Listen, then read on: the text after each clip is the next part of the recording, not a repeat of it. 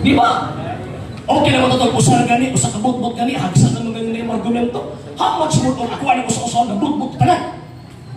Ewan pa niya, si Kristo ko no, dili ko no mailisan. O niya, huwag na kayo mabasa mailisan.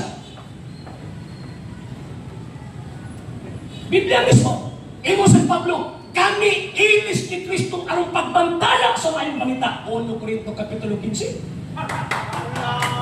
Buto ni!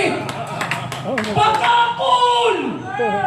Kung si Kristo di mailisan, bikini. Kaya naman, wala naman eh. Di ba? Lain pang tawag ining argumento. Di ba kagipaundayan na nila ilang butbot, ang ilang baka?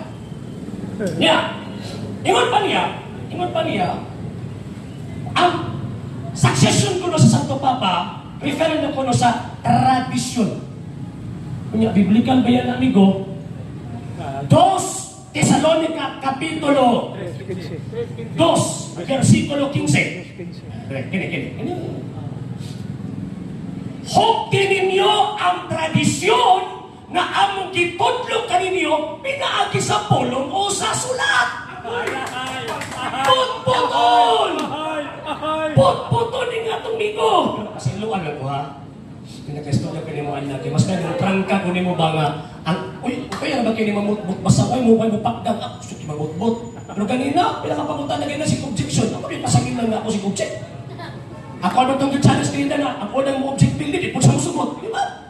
Bakit ano ito nga, hindi mga amigo ito mga taga. Kwani, tawag ini mga butbuto ni nagko. Naiba. Matay lang kong mga tawag ining duha ka, gitawag ang argumento. Ibon pa niya, ang simbahan katolik ka nado ko ng patuloy ng pagano, huwag mo siya kakutlo. Busak-busak. O niya, ang pagtulon ang siklo sa Katolik Apostolika Romana, na ang Biblia pulong sa Diyos,